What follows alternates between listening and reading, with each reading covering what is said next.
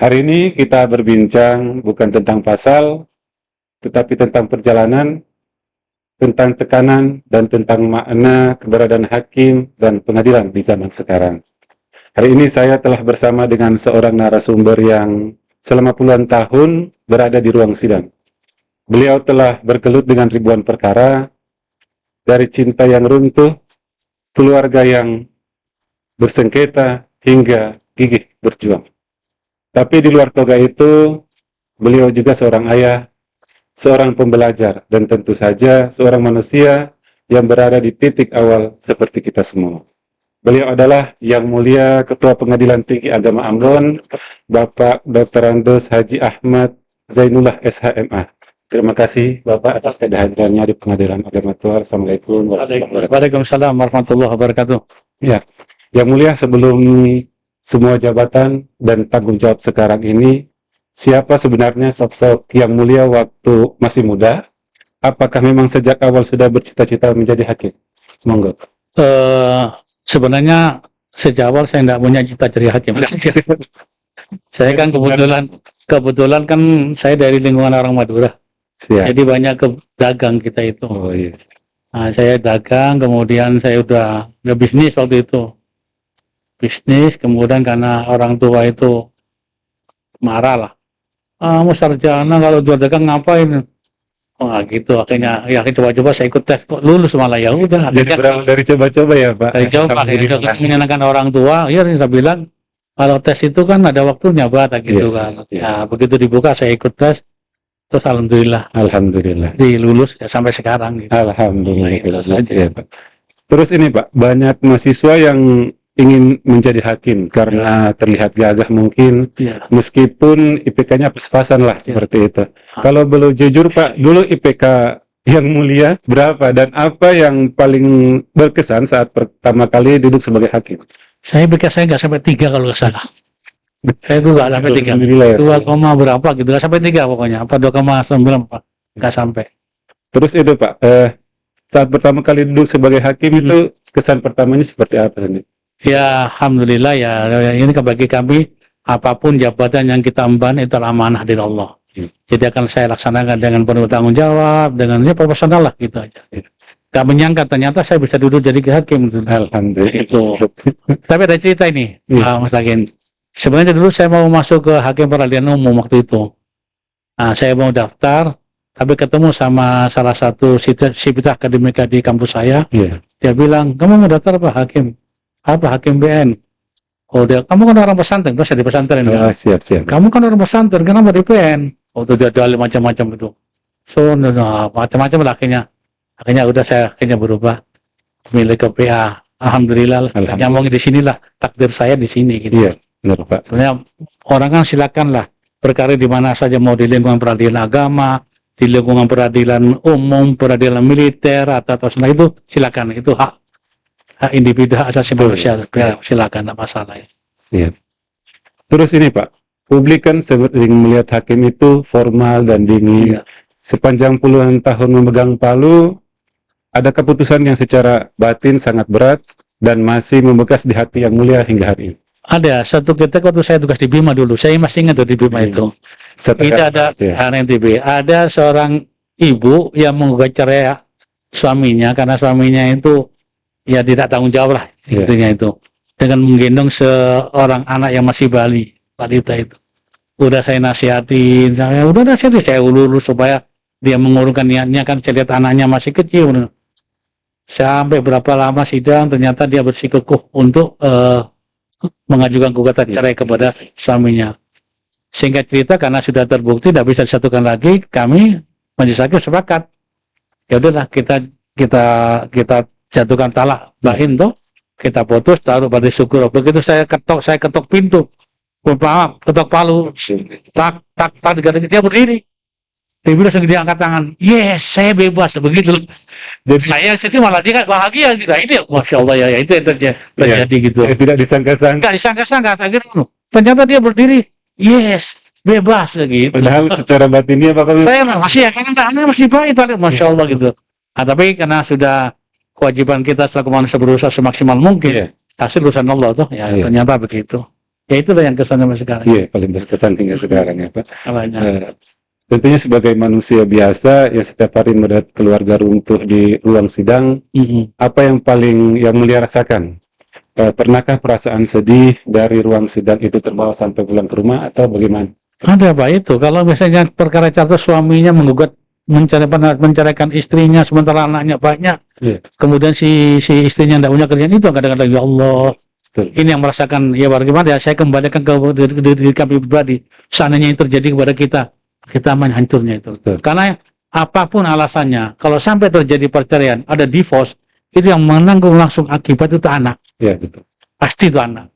Kalau suami dia bisa cari istri lagi, istri bisa cari suami lagi. Tapi anak ini, apalagi yang masih kecil ini, makanya banyak anak-anak yang akhirnya karena kurang didikan dari orang tua, kurang perhatian orang tua, akhirnya kan dia akhirnya ya banyak yang keluar dari rule kan gitu. Betul. Itulah Pak Lagi.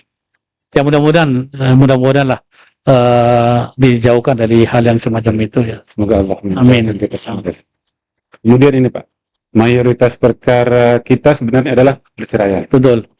Dari kursi kepemimpinan PTA, jika harus diringkat dalam satu kalimat, sebenarnya rumah tangga hari ini paling sering runtuh karena Paling banyak karena suami tidak tanggung jawab. suami tidak tanggung jawab. Kurang tanggung jawab suami. Kalau dulu saya masih ingat, kalau pada saat saya tugas di NTB itu biasanya istri mengajukan gugatan cerai itu karena kalau nggak suaminya atau alasan suaminya judi, pacaran sama orang lain, itu sehingga nggak memberikan kewajiban nafkah kepada istrinya. Itu paling banyak. Nggak keluar dari itulah. Siap. Ya, makanya kalau di dalam SCW kan biasanya kan masalah ekonomi kan gitu, masalah selingkuh, masalah gitu toh, Iya. KDRT kan gitu. Karena ekonomi juga itu paling banyak. Itu dari pengalaman. Iya paling banyak. Dan seluruh Indonesia di 65% itu perkara cerai itu cerai gugat. Yang ngajukan istri. 35% aja yang suami. Ini kenapa? Kenapa ini? Kenapa kalau istrinya banyak? Nah, juga gugatan cerai ini. Iya. Apa kadang suami dan istri tahu alamat pengadilan? Atau karena ada kesadaran hukum? Iya. Bahwanya ada hak-hak dia yang dikebiri kan gitu loh. Betul. Nah ini yang secara nasional, data ya. Data statistik secara nasional, 65% cerai gugat, 35% cerai talak. Itu sudah bisa dibuka di Direktorat Badilak, itu ada itu datanya itu. Betul. Kemudian sekarang ini kan sedang ramai istilah marriage is scary. Ini anak-anak muda tak menikah karena melihat tingginya angka perceraian. Iya. Dari kacamata yang mulia, apakah ketakutan mereka ini masuk akal atau ada sisi terang yang luput dari media sosial saat ini? Sebenarnya kalau menurut saya tidak masuk akal ketakutan mereka itu. Makanya ada perlunya tokoh agama, tokoh masyarakat memberikan pemahaman. Pemahaman kepada masyarakat, kepada anak muda. Khususnya anak muda. Anak muda, bahwa nikah itu adalah apa? Sunnah Rasulullah lah, gitu loh. Saya takut khawatir anak muda ini terbawa gaya hidup yang sekarang ini, yang transgender itu tuh. Saya khawatir begitu. LGBT. Karena kemarin saya di Surabaya itu ada ditangkap, ada sekitar 40 pasangan ya, itu. Betul. Ya tuh di Surabaya itu. Belum dari malah sekarang unjuk rasa supaya pernikahan disahkan. Nah ini yang kita khawatir. Dari kaum Nabi Lut bahaya ini. Nah ini yang perlu disadarkan dari tokoh-tokoh toga agama, tokoh mas toga, Thomas harus turun memberikan pemahaman, edukasi kepada generasi muda. Gitu loh. Bukan takutnya nanti dia tidak nikah hanya hidup bebas. Iya. Free love, free sex kan lebih bahaya lagi tuh. Hidup jauh dari ya itulah. Itu yang terjadi. Iya. Ya, terus ini Pak, banyak masyarakat beranggapan yang penting sah agama. Administrasi belakangan. Menurut Yang Mulia, apakah nikah siri itu bentuk cinta atau justru sebuah risiko besar bagi masa depan istri dan anak? Nikah siri itu sebenarnya, kalau menurut saya nikah siri itu bentuk orang suami yang nggak tanggung jawab. Karena kasihan kalau sampai nikah siri itu anak, dan kalau punya anak ya kasihan, kan nggak diakui secara hukum ya. Iya oke lah, misalnya kalau misalnya secara ada wali, ada saksi, mereka pun anggap sah toh. Tapi begitu sampai ke pengadilan, kasihan haknya hilang gitu. Nah ini perlu tokoh-tokoh masyarakat untuk memberikan kesadaran kepada masyarakat kita itu loh. Jadi dengan kasih itu bahaya, itu dampaknya, kasihan itu. Jadi peran-peran tokoh-tokoh adat dan penting untuk masyarakat harus itu. Tokoh agama, tokoh itu. masih ada lagi nih Pak. Siap. Kita masih banyak. Kemudian ini Ah, di era digital ini, bagaimana jika talak dijatuhkan di luar pengadilan? Misalnya direkam dan saksinya penonton TikTok. Apa konsekuensi hukumnya yang sering tidak disadari? Nah, sekarang gini, sahnya perceraian itu kan diucapkan di depan hakim toh. Lah kalau hanya lewat TikTok gitu, nah, ini sekarang bukti dia cerai itu apa? Kan ada tuh. Tapi kalau misalnya diputus oleh pengadilan, kemudian keluar buktinya apa? Ada akte cerai. Kan gitu tuh. Apakah itu cerai gugat, cerai talak? Kan beda itu aja. Kalau cerai talak nanti suami yang mentalak istrinya. Kalau cerai gugat nanti pengadilan yang memisahkan pasangan suami istri, kan gitu aja, Pak. Sahnya perceraian itu di depan persidangan. Bukan melalui aplikasi. Nggak melalui agak itu kalau itu Namun kan ada juga yang berpendapat bahwa secara agama mungkin karena sudah 3 kali menalaknya, kemudian dianggap itu sebagai iya, kalau dia berusaha agama silakan. Sekarang buktikan silakan. Tapi kalau pada saat dia berhadapan dengan aturan, berhadapan dengan pemerintah, kaitan dengan urus apa pun, nggak bisa dia, Pak. Iya, betul. Apa sekarang? Ya sudah, kamu minta surat cerai ke tokoh agama tadi itu, ke ustadz kamu kan, Iya, kan dipakai juga. betul. Ah, gitu loh. Iya. Makanya ini peran kita, hakim pengadilan agama, pegawai agama, termasuk KUA lah, Siap. untuk sosialisasi kepada masyarakat. Betul. Perceraian sah hanya diucapkan di depan majelis hakim di kantor pengadilan. Tak boleh misalnya ada saya hakim yang mengucapkan cerai saya di masjid, tidak boleh, walau saya hakim. Siap. Harus di depan majelis hakim di pengadilan, gitu. Kemudian dari kontekstual wilayah geografis Maluku, kalau diketahui bahwa Maluku adalah daerah kepulauan. Kadang ongkos kapal ke pengadilan lebih mahal dari mas kawinnya seperti Iya. betul. Menurut Yang Mulia, sejauh mana negara harus rugi dalam tanda petik menjemput bola demi masyarakat yang ingin bersidang? Makanya itu saya kalau saya begini, apapun permasalahan yang dihadapi oleh pihak aktual itu diinventarisir, Pak. Siap. Selanjutnya disampaikan kepada pimpinan. Nanti kita selaku pimpinan tingkat banding, selalu pos Mahkamah Agung kan menyampaikan pendapat tuh, kita sampaikan pimpinan pusat sehingga ada solusi. Apa solusinya? Mungkin kalau gitu misalnya kita modelnya isbat nikah atau kita ngadakan apa ya, bikin di Panjang Pasar sehingga kita menjemput bola, kita sidang keliling, kan begitu caranya, Pak. Terpadu dengan KUA kan gitu. Jadi yang penting tolong diinventarisir permasalahannya apa saja, kemudian kita bawa secara berjenjang. Karena gitu aja, Pak. Kemudian di PA Tol sendiri kan ada sidang keliling dan telekonferensi dengan PA Dobo agar warga tidak perlu taruh nyawa di laut. Bagaimana pandangan Yang Mulia terhadap inovasi yang menembus batas itu? Sangat luar biasa begitu. Ini yang bisa kita jual ini, Pak. Jadi teknologi itu mendekatkan pengadilan dengan masyarakat. Bayangkan kalau misalnya orang mau bercerai datang ke pengadilan harus biar 8 juta, kurang 6 bulan, gimana? Sementara dia petani itu. Ini bagus ini. Ini barangkali inovasi yang perlu dikembangkan dan kemudian disampaikan untuk pada pimpinan supaya dapat apresiasi. Saya begitu, Pak. Iya. Mungkin nanti selepas ini ya.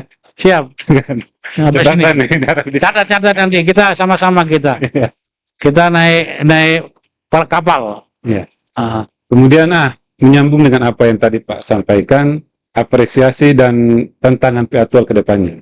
Yang Mulia, saat ini PA Tual adalah salah satunya pengadilan agama di wilayah PT Ambon yang meraih predikat WWBK. Bagaimana Yang Mulia lihat pencapaian ini walaupun di tengah keterbatasan yang ada? Iya. Pertama saya apresiasi sekali dan salut pada tim di PA Atual ini. Alhamdulillah ini pencapaian luar biasa. Dengan SDM yang sedikit tapi bisa meraih prestasi luar biasa. Kemarin saya sudah datang ke sini, saya lihat, saya sidak. Alhamdulillah kebersihan semuanya sudah tertata rapi. Kemudian nanti ini dalam waktu dekat bisa meraih BPPM, harapan saya. Karena sekali lagi saya katakan BPPM ini bukan kerjaan individu tapi sudah berjamaah ya. Kemudian teman-teman mendukung. Kita lihat teman-teman sudah mendukung semua ini. Siap. Kemudian bismillah lah BPPM akan di tangan. Iya. Menyangkut dengan progresi ke BBM, PR apa yang menurut Bapak yang terbesar atau perubahan mental seperti apa yang harus kami lakukan agar pelayanan ini benar-benar menyentuh hati masyarakat? Nah, pertama, walaupun bagaimanapun tetap mindset dari masing-masing individu itu harus kita konstruk. Betul. Bahwa mindset kita adalah menjadi pelayanan. Siap. Pelayanan kepada masyarakat. Ya, itu dulu. No korupsi, no, pokoknya ada itu, ada gratifikasi, no, masyarakat terpuaskan. Masyarakat tuh nggak ngerti Pak, apa itu WBBM, atau WBK, apa aplikasi, nggak ngerti. Taunya dia datang dapat pelayanan yang baik, cepat, sempurna, selesai dia itu. Iya betul. Itu penting tuh, dia nggak ngerti mau WBM, WBK kan, WBK apa aplikasi sih ini nggak ngerti dia. Betul. Nah, makanya kita lah yang memberikan pelayanan kepada masyarakat supaya masyarakat puas. Tapi alhamdulillah kemarin saya lihat di Google Review itu, alhamdulillah ya, saya lihat di komen teman-teman, komen teman dari masyarakat masyarakat positif kepada Siap. pelayanan PA Tual ini. Alhamdulillah, memang ditingkatkan lagi lah. Siap. Tadi ditingkatkan lagi. Mungkin yang terakhir Pak, Siap. sebagai penutup, pesan dan harapan Bapak, apa yang mulia untuk anak-anak muda Maluku nih Pak, yang mungkin hari ini sedang menonton dan ingin mengikuti jejak karir yang mulia menjadi seorang hakim. Oke. Jangan putus asa, tatap masa depan. Tetap masa depan. Itu aja. Siap. Jangan putus asa, tatap masa depan. Tetap Udah. masa depan. Ya, Pak. Itu aja harapan. Siap Bapak. Terima kasih. Sama-sama, Mas Inggi. Thank you. Selamat. Ya. Ya. Sukses. Bosan-bosan. Siap. datang. Sukses PA Tual, WBBM. Insya Allah di tangan. Pasti bisa. Amin. Wassalamualaikum warahmatullahi wabarakatuh.